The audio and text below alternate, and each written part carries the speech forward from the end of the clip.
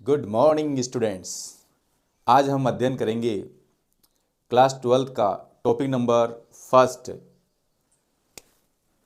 और उसको बताने से पहले मैं आपको ये बताना चाहूँगा कि जो क्लास 12 में जो फर्स्ट बुक है वो फर्स्ट बुक डिपेंड करती है इलेक्ट्रोमैग्नेटिज्म पर।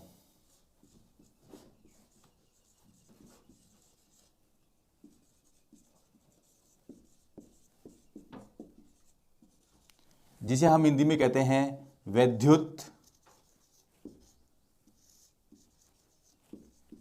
चुंबकत्व। ये जो इलेक्ट्रोमैग्नेटिज्म है इस ब्रांच की दो ब्रांचें हैं जिनका नाम है इलेक्ट्रोस्टैटिक्स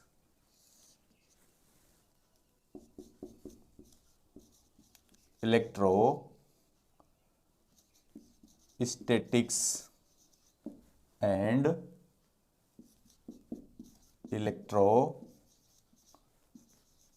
डायनामिक्स।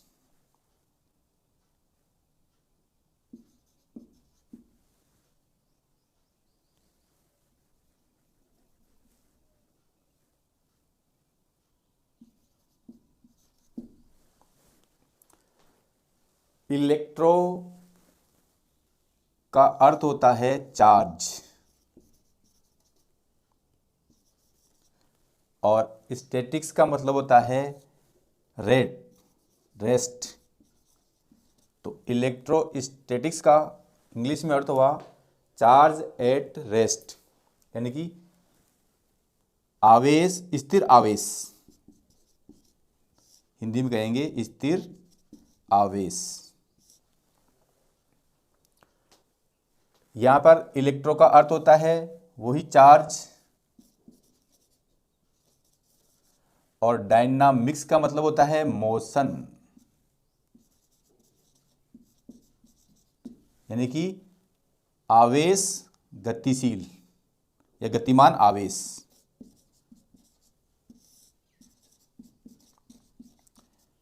तो प्यारे विद्यार्थियों,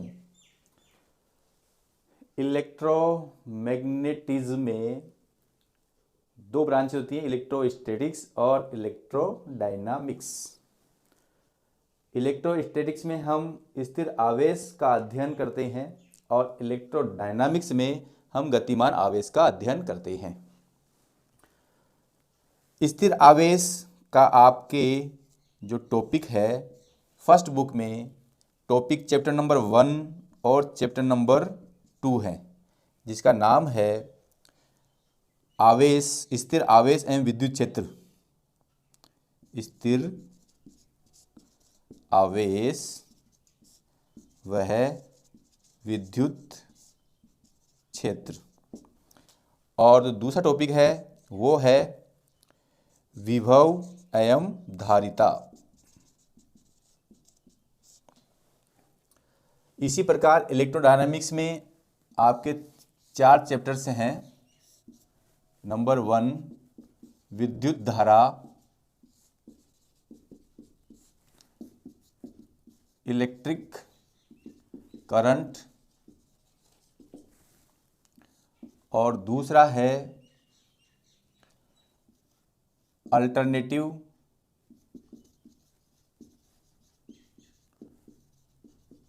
करंट या प्रत्यावर्ती धारा।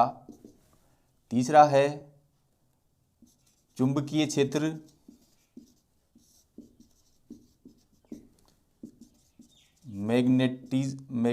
Magnetic field.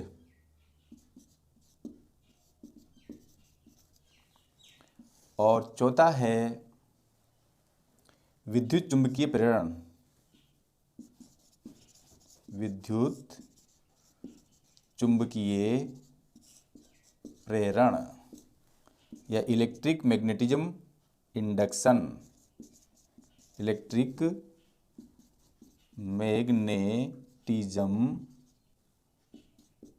Magnetism induction,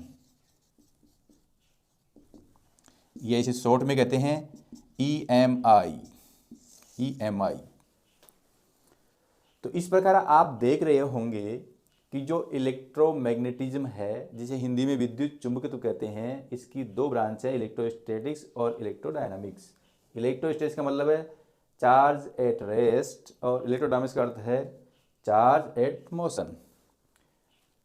charge at rest में हम स्थिर आवेश का अध्ययन करते हैं। इसमें टॉपिक नंबर फर्स्ट और सेकंड इस पर डिपेंड करते हैं, और इलेक्ट्रोडायनामिक्स में टॉपिक 3, 4, 5 और 6 डिपेंड करते हैं। इस प्रकार जो आपकी इलेक्ट्रोमैग्नेटिज्म है, ये पूरी आपकी फर्स्ट बुक है। अब हमने यहां देखा इलेक्ट्रोस्टैटिक्स, भौतिक विज्ञान की वह शाखा जिसमें स्थिर आवेश का अध्ययन किया जाता है, उसे हम स्थिर वैद्युतिकी या इलेक्ट्रोस्टैटिक्स कहते हैं। और भौतिक विज्ञान की वह शाखा जिसमें गतिमान आवेश का अध्ययन किया जाता है, उसे इलेक्ट्रोडायनामिक्स या गतिमान आवेश कहते हैं। तो आज हम अध्ययन करेंगे स्थिर आवेश और विद्युत क्षेत्र के बारे में। तो सबसे पहले हम जानेंगे आवेश क्या है और इसकी इकाई, इसके विमा क्या है, इसकी प्रकृति क्या है, ये कैसे कार्य करता है, ये कहाँ विद्यमान होता है, कहाँ नहीं होता है। तो अब आप इसका स्क्रीन शॉट ले सकते हैं। फिर हम चलेंगे आवेश। प्यारे बच्चों, आवेश पढ़ने से पहले मैं आपसे एक चीज़ शेयर करूंगा। जो टॉपिक नंबर फर्स्ट है, स्थिर विद्युत आवेश, ये 5 नंबर का क्वेश्चन आता है, जिसमें एक ऑब्जेक्टिव आता है जो क्वेश्चन 1 का 1 होता है, और एक डेस्क्रिप्टिव क्वेश्चन आता है 4 नंबर का, जो आपका RBSE बोर्ड में क्वेश्चन नंबर 19वां होगा। अब क्वेश्चन नंबर 19वें में आपके पास दो ऑप्शन है, या तो आप द्विध्रुव और उससे संबंधित डेरिवेशन कर लें, या गॉस प्रमेय या गाउसियन प्रमेय और उससे संबंधित डेरिवेशन कर लें।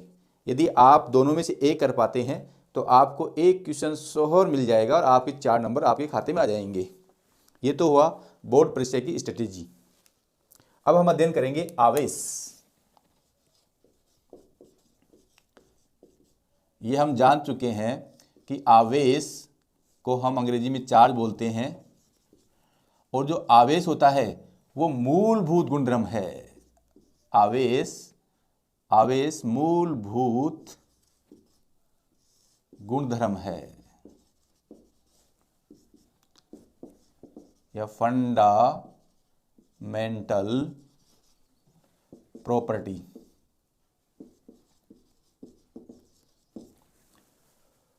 फंडामेंटल प्रॉपर्टीज, मूलभूत गुण, आवेश मूलभूत गुणधर्म है। इसका अर्थ ये हुआ, आवेश से छोटी और इकाई नहीं होती है। प्रकृति में आवेश से छोटी और इकाई नहीं होती है, इसलिए आवेश क्या है, किसी पदार्थ का या द्रव्य का मूलभूत गुणधर्म होता है। यानी कि आवेश एक ऐसी प्रक्रिया है जिसके द्वारा अन्य पदार्थों के हम आवेश ज्ञात कर सकते हैं। इसलिए आवेश क्या है, एक मूलभूत गुणधर्म है। और जो इसको हम स्मॉल ई से प्रदर्शित करते हैं, और इसका मान होता है 1.6 × 10⁻⁻19 कूलाम। दूसरी बात हम देखें, आवेश सबसे छोटी इकाई है, इसकी परिभाषाएं हो सकती है। परिभाषा में क्या क्या दे सकते हैं, परिभाषा एक से अधिक भी हो सकती हैं। आवेश द्रव्य का वह गुण है जिसके कारण विद्युत तथा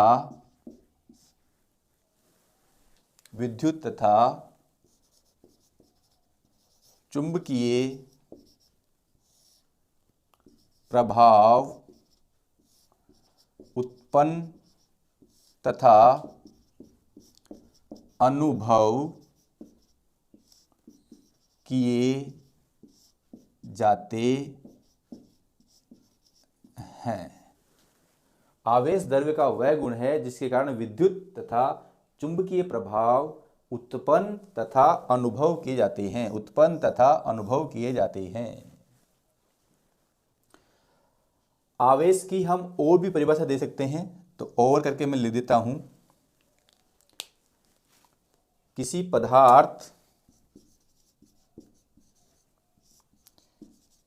पदार्थ अथवा वस्तु का वह गुण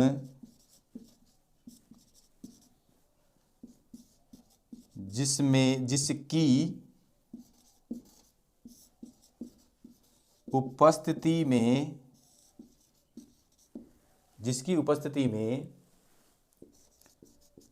वस्तुएं अन्य वस्तुओं को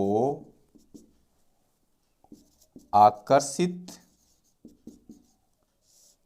अथवा प्रतिकर्षित करती हैं।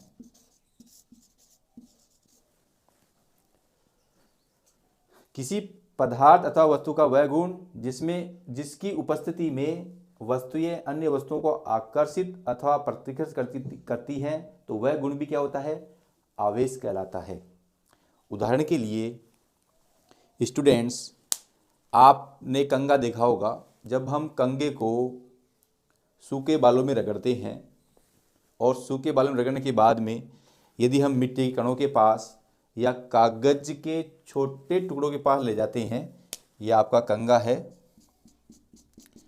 इसे कागज के छोटे टुकड़ों के पास ले जाते हैं, तो आपने देखा होगा कि ये कागज के छोटे टुकड़े कंघा इसको आकर्षित करता है और यही गुण आपके सूखे बालों में पाया जाता है। तो इस प्रकार आवेश किसी वस्तु का वह गुण है जिसकी उपस्थिति में वस्तुओं को अन्य वस्तुओं के साथ आकर्षित अथवा प्रतिकर्षित करते हैं। अब आप इसका स्क्रीनशॉट ले सकते हैं। इसके बारे में हम इसका तीसरी बात सीखेंगे। तो मैं आशा करता हूं कि आपने स्क्रीनशॉट ले लिया होगा।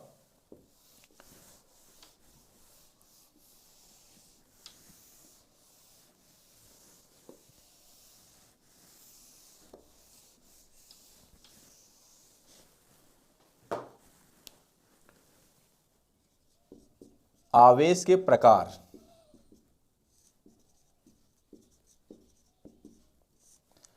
आवेश दो प्रकार के होते हैं, एक धन आवेश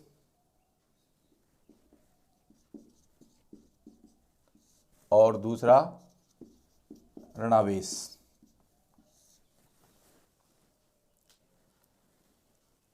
आप देखो, आपने सोडियम परमाणु और क्लोरीन परमाणु देखा होगा। सोडियम परमाणु में 11 इलेक्ट्रॉन होते हैं और 11 ही प्रोटॉन होते हैं। इसी प्रकार क्लोरीन में 17 इलेक्ट्रॉन होते हैं और 17 ही प्रोटॉन होते हैं। सोडियम का इलेक्ट्रॉन विन्यास होता है 281 और क्लोरीन का इलेक्ट्रॉन विन्यास होता है 287। 2 रेड 10 10 7 17, 2 और 10 और 1 11। अब क्लोरीन की स्थिति ऐसी है कि ये या तो 7 इलेक्ट्रॉन त्यागे या फिर 1 इलेक्ट्रॉन ग्रहण करे। सोडियम की स्थिति है कि या तो ये 1 इलेक्ट्रॉन त्यागे,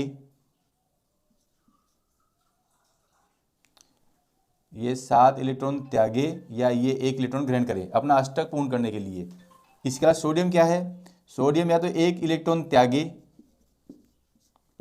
या फिर 7 इलेक्ट्रॉन ग्रहण करे, तब इसका अष्टक पूर्ण होगा। तो आप देख रहे होंगे कि 1 इलेक्ट्रॉन को त्यागना ज़्यादा आसान है यहाँ पर एक इलेक्ट्रॉन को ग्रहण करना ज़्यादा आसान है अष्टक पूर्ण करने के लिए। तो यहाँ हम एक इलेक्ट्रॉन त्यागते हैं, तो इसका जो समीकरण होगा Na इक्वल टू Na प्लस एक इलेक्ट्रॉन इसने त्याग दिया। अब यहाँ पर इसकी मूल अवस्था में 11 इलेक्ट्रॉन और 11 प्रोटॉन थे। एक इलेक्ट्रॉन त्यागने के बाद में इसकी स्थिति हो जाएगी 10 इलेक्ट्रॉन और 11 प्रोटॉन, अर्थात अब प्रोटॉनों की संख्या ज़्यादा है, अर्थात इस पर सोडियम प्लस आएगा। तो आपने देखा कि जब सोडियम अपना अष्टक पूर्ण करता है तो उस पर धनावेश आता है। तो आवेश के प्रकार में ये वाली स्थिति धनावेश है। इससे क्या स्पष्ट निकलता है? इससे ये निष्कर्ष निकलता है कि जब कोई तत्व इलेक्ट्रॉन त्यागता है तो उसे पर धनावेश आता है, अर्थात इलेक्ट्रॉन त्यागने का अर्थ हुआ कि उसमें एक इलेक्ट्रॉन की कमी आई। इलेक्ट्रॉन की कमी ही उस वस्तु का धनावेश कहलाती है या उस तत्व का धनावेश कहलाती है। तो ये धनावेश का अर्थ होगा इलेक्ट्रॉन की कमी, इलेक्ट्रॉन की कमी। दूसरा हम यहां देखते हैं क्लोरीन। क्लोरीन एक इलेक्ट्रॉन ग्रहण करना चाहता है। क्लोरीन ने एक इलेक्ट्रॉन ग्रहण किया तो ये क्लोरीन बना। इसका अर्थ ये हुआ क्लोरीन में पहले 17 इलेक्ट्रॉन और 17 प्रोटॉन थे, इसने एक इलेक्ट्रॉन ग्रहण किया तो अब इसके पास इलेक्ट्रॉन हो गए 18 और प्रोटॉन हो गए 17। अब ज़्यादा कौन है इसमें से? इलेक्ट्रॉन ज़्यादा है क्या प्रोटॉन ज़्यादा है? तो इलेक्ट्रॉन ज़्यादा है, तो इस पर क्या आएगा? माइनस चार्ज आएगा। माइनस चार्ज का अर्थ क्या हुआ कि उस तत्व ने या उस पदार्थ ने या उस द्रव्य ने इलेक्ट्रॉन ग्रहण किया है या उसमें इलेक्ट्रॉन की वृद्धि हुई है। तो ऋणावेश इलेक्ट्रॉन की वृद्धि को दिखाता है।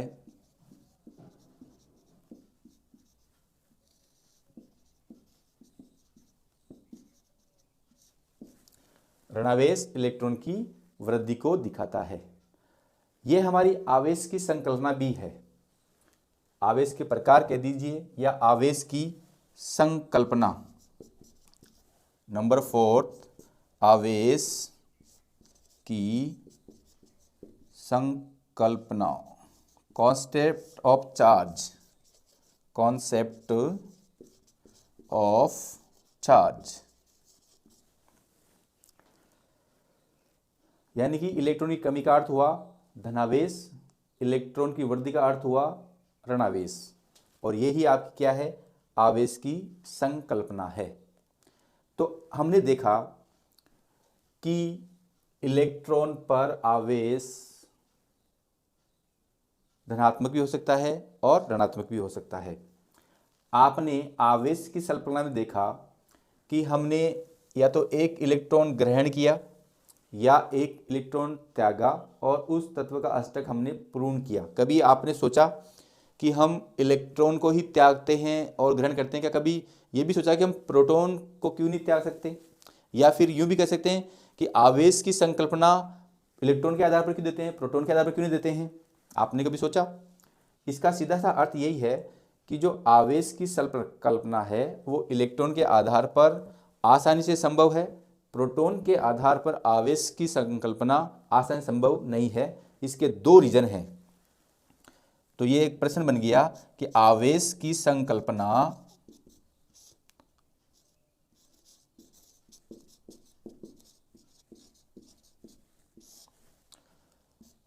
प्रोटॉन के आधार पर क्यों संभव नहीं है?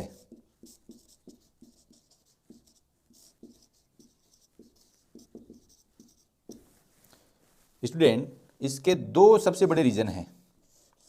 रीजन नंबर 1, जो प्रोटॉन का आवेश है वो इलेक्ट्रॉन के आवेश का 1837 गुना होता है। जो प्रोटॉन का आवेश है वो इलेक्ट्रॉन के आवेश का 1837 गुना होता है। इसके अलावा जो प्रोटॉन होते हैं वो प्रबल नाभिकीय बलों द्वारा बंधे होते हैं, प्रबल नाभिकीय बल द्वारा बंधे होते हैं। और आप ये जानते हो जी कि जो प्रबल नाभिकीय बल होते हैं वो प्रकृति के सबसे शक्तिशाली बल होते हैं, और हम नाभिक के सबसे शक्तिशाली बल को तोड़ना और इलेक्ट्रॉन के द्रव्य आवेश का इतना गुणा होना, ये दोनों ही चीज़ें हमारे लिए ज़्यादा व्ययकारी हैं। इसलिए हम इलेक्ट्रॉन को त्यागना या ग्रहण करना इस प्रक्रिया से सरल और सुगम होती है। इसलिए आवेश की कल्पना सदैव हम इलेक्ट्रॉन के आधार पर देते हैं, कभी भी हम प्रोटॉन के आधार पर नहीं देते हैं। इसके बाद में नेक्स्ट है 5 नंबर,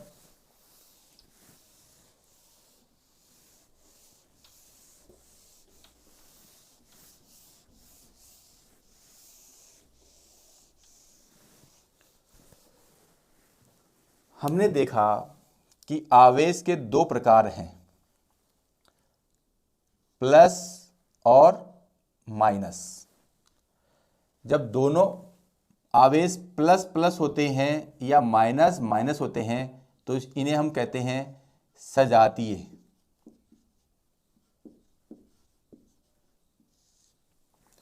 और सजातीय आवेश सदैव एक दूसरे को प्रतिकर्षित करते हैं। सजातीय आवेश सदैव प्रतिकर्षित करते हैं, रिपल करते हैं। इसके अलावा नंबर 2 आपने देखा, प्लस माइनस हो या माइनस प्लस हो, ये कहलाएंगे आपके विजातीय आवेश। सजातीय मतलब जो एक ही कास्ट के हैं, एक ही जाति के हैं। विजातीय मतलब जो अलग अलग जातियों के हैं। विजातीय आवेश होते हैं वो एक दूसरे को अट्रैक्शन करते हैं, आकर्षित करते हैं। विजातीय आवेश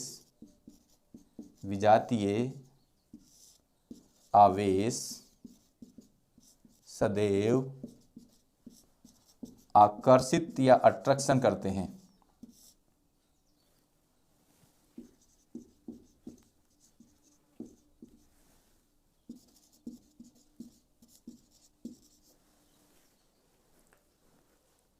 तो हमने देखा आवेश 2 प्रकार के होते हैं, प्लस माइनस, और प्लस प्लस माइनस माइनस जो होते हैं वो सजातीय होते हैं, और सजातीय आवेश सदैव प्रतिकर्षित गुण वाले होते हैं। और जो विजातीय आवेश होते हैं जैसे प्लस माइनस और माइनस प्लस, और जो विजातीय आवेश हैं वो सदैव आकर्षक प्रकृति के होते हैं। हमने जो फर्स्ट ऑफ ऑल परिभाषा देखी थी कि वे पदार्थ अथवा वे वस्तुएं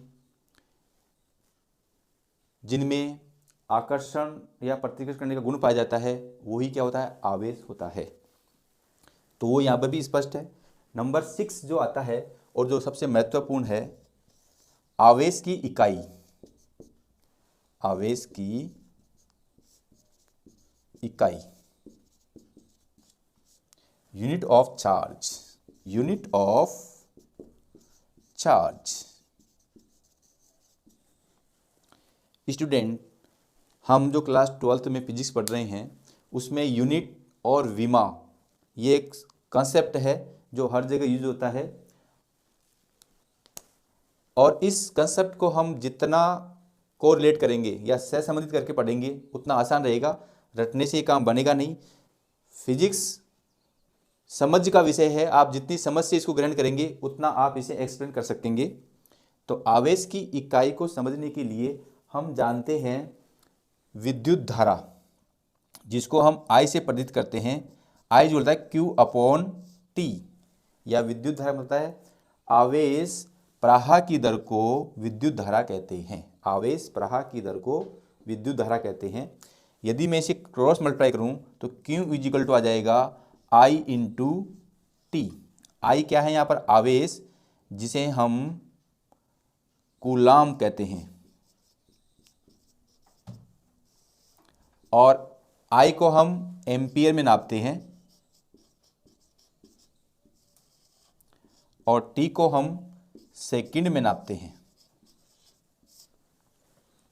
आपने यहां पर देखा कि जो आवेश का मात्रक कूलाम हुआ, आपने देखा आवेश का मात्रक कूलाम हुआ और कूलाम किसके बराबर है? एम्पियर इंटू सेकेंड, अर्थात एम्पियर इंटू सेकेंड को ही हम कूलाम कहते हैं। एम्पियर इंटू सेकेंड को हम क्या कहते हैं? कूलाम। तो आवेश का मात्रक क्या हुआ? कूलाम। और कूलाम का मान कितना होता है? Ampere into second. कई बार ये पूछा जाता है कि एक कूलाम को परिभाषित कीजिए। एक कूलाम को परिभाषित करने के लिए हम ज़्यादा अड़ंगा नहीं करेंगे, सीधी सी देखेंगे कि यहाँ पे 1 लगा दिया, यहाँ पे 1 लगा दिया और यहाँ पे 1 लगा दिया। इसका अर्थ ये हुआ कि किसी चालक में 1 एम्पियर की धारा 1 सेकंड से प्रवाहित की जाए। पुनः सुनिए, किसी चालक में 1 एम्पियर की धारा 1 सेकंड तक प्रवाहित करने पर उस चालक में प्रवाहित आवेश का मान 1 कूलाम होता है। तो आप कॉपी पेन निकालिए और लिख लीजिए, किसी चालक में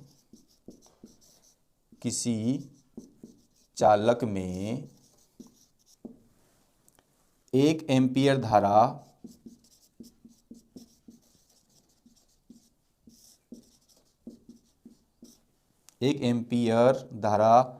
1 सेकंड तक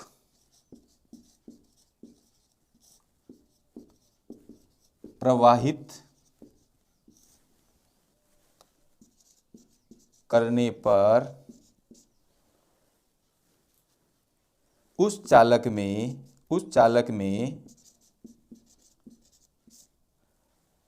चालक का आवेश 1 कूलाम, उस चालक में प्रवाहित आवेश का मान 1 कूलाम होता है। उस चालक में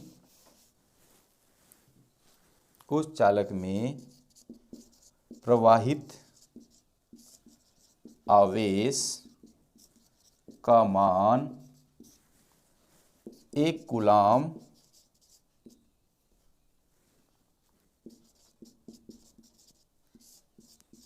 COULOMB 1 कूलाम्ब कहलाता है। तो सीधी सी परिभाषा हो गई। धारा से देखिए, धारा is equal to q upon t, तो q is equal to i upon t, तो एम्पियर इंटू सेकेंड को हम कूलाम कहते हैं और ये ऐसी क्या हो गई? परिभाषा। अब देखो, कूलाम का जो ये मात्रक है वो एमकेएस पद्धति वाला मात्रक है। इसके सीजीएस पद्धति मात्रक होते हैं जिनका हम अध्ययन करेंगे। अब आप इसका स्क्रीनशॉट ले सकते हैं। इसी टॉपिक में मैं आगे इसका सीजीएस मात्रक के बारे में देखूंगा या बताऊंगा। आवेश का सीजीएस मात्रक स्टेट कूलाम होता है। State coulomb, STAT, state COULOMB, state coulomb होता है। डियर स्टूडेंट्स, एक स्टेट कूलाम्ब सीजीएस मात्रक है और एमकेएस मात्रक है 1 कूलाम। तो 1 कूलाम और स्टेट कूलाम में एक संबंध होता है, 1 coulomb is equal to 3 into 10⁹ stat coulomb.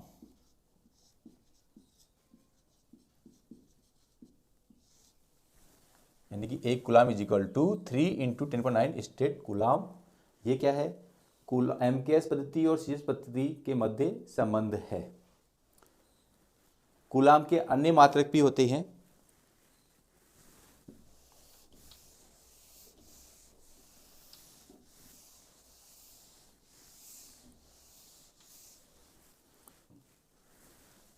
आवेश के अन्य मात्रक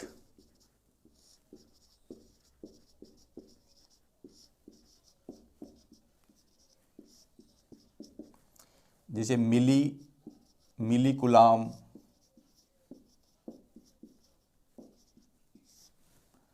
माइक्रो कूलाम,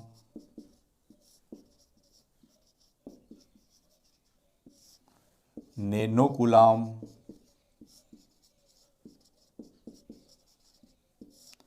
पिको कूलाम,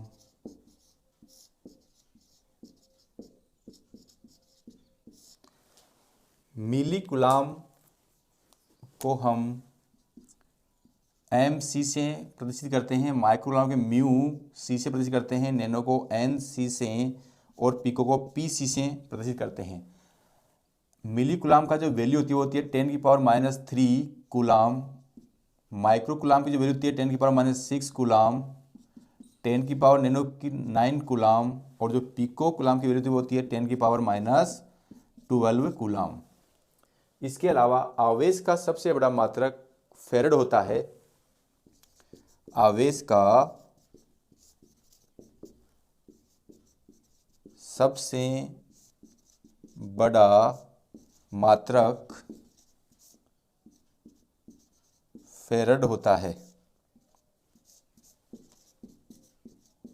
देखो मैंने कहा है कि इस पार्ट में से 1 नंबर का क्वेश्चन आता है जो प्रश्न नंबर 1 का पार्ट नंबर 1 होता है, और एक मेजर क्वेश्चन 4 नंबर का आता है जो प्रश्न नंबर 19वां होता है। तो वो आपको 1 नंबर का क्वेश्चन कहीं से भी पुटअप कर सकता है, इसलिए हमें इन चीज़ों के बारे में ध्यान रखना है।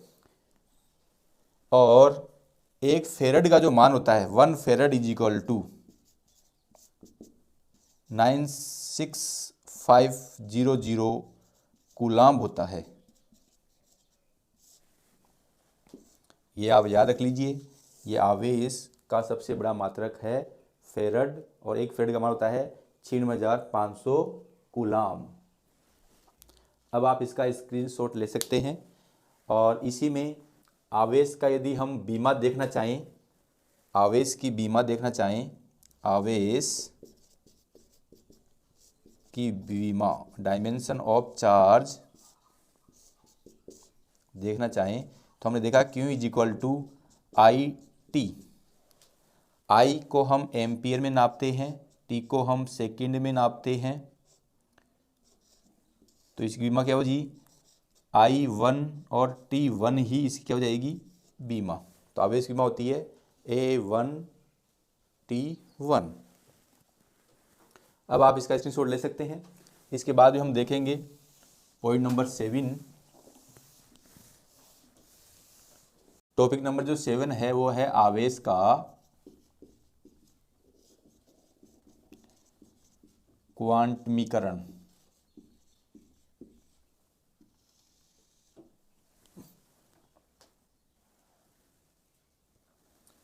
आवेश का जो क्वांटमीकरण है, किसी द्रव्य अथवा पदार्थ का आवेश इलेक्ट्रॉन के आवेश का पूर्ण गुणज होता है। सीधी सीधी परिभाषा तो इसकी यही है कि किसी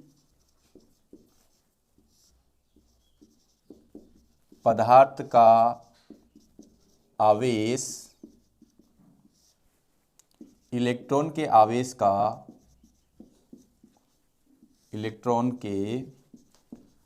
आवेश का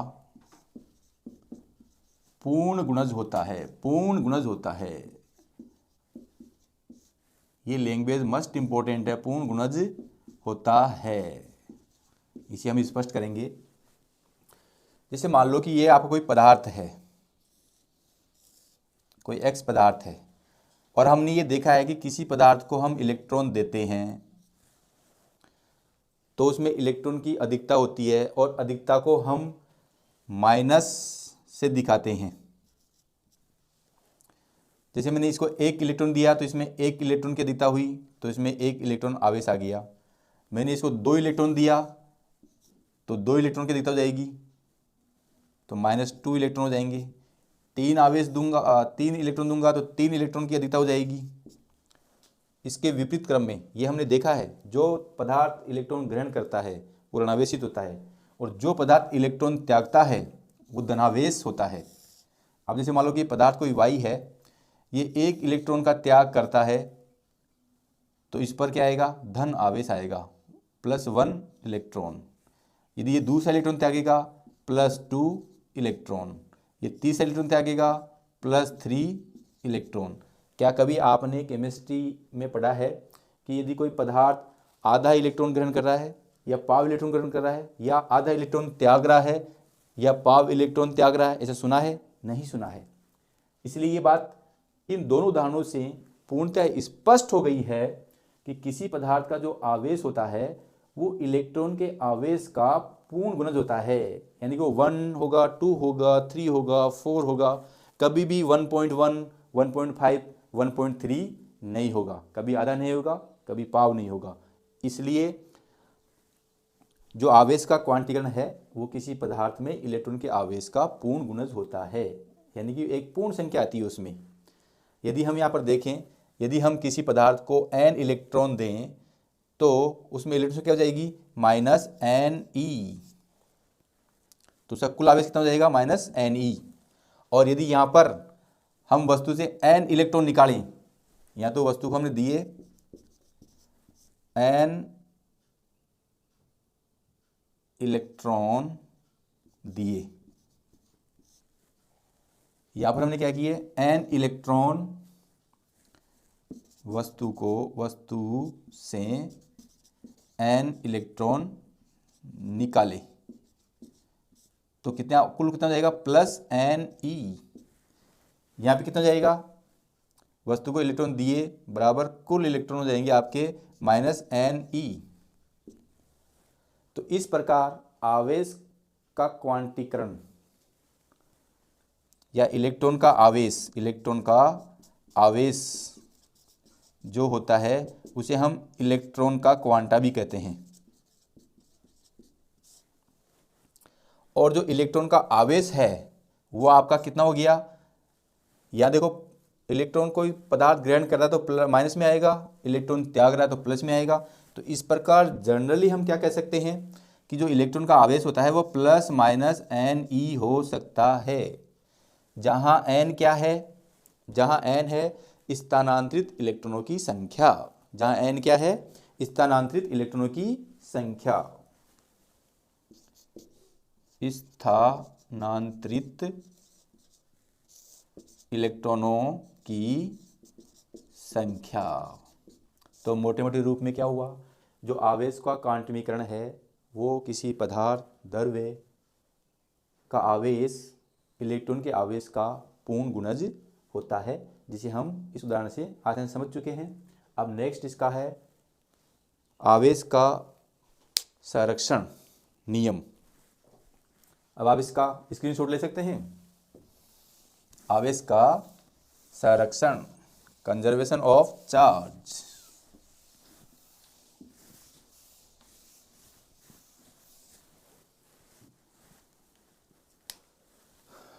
टॉपिक नंबर 8, आवेश संरक्षण नियम।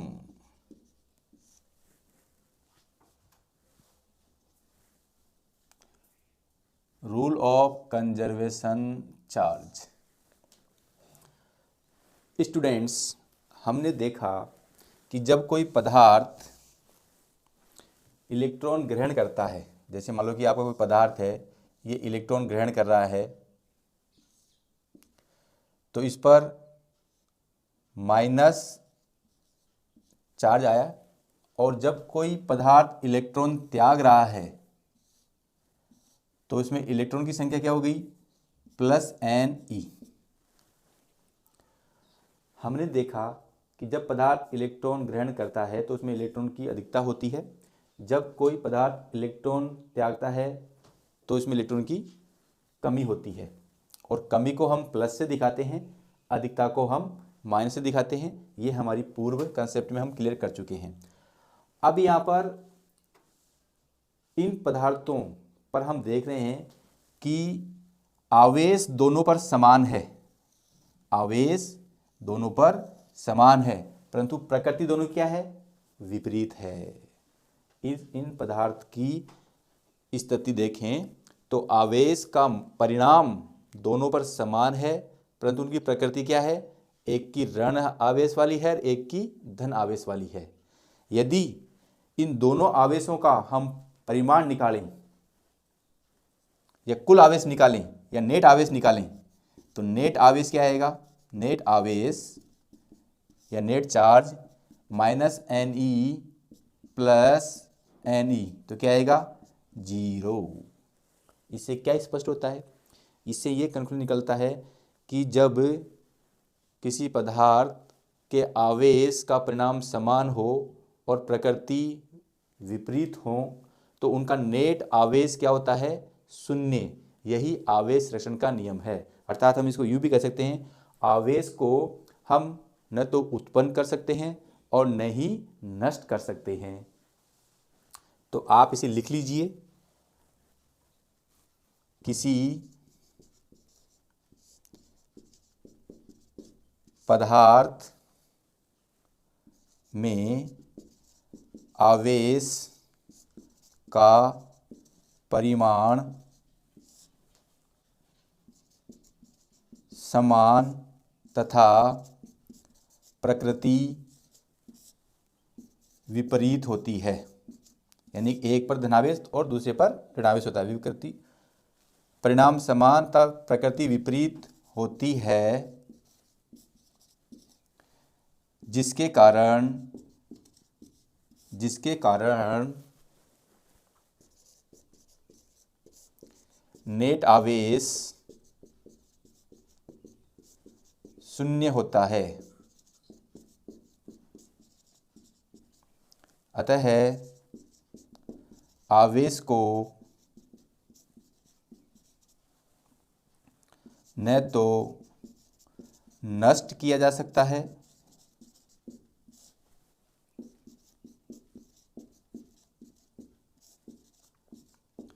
और न ही उत्पन्न किया जा सकता है।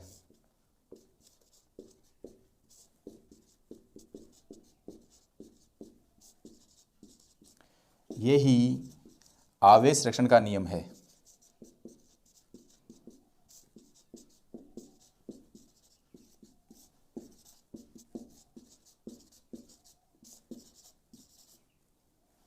यही आपका आवेश संरक्षण का नियम है।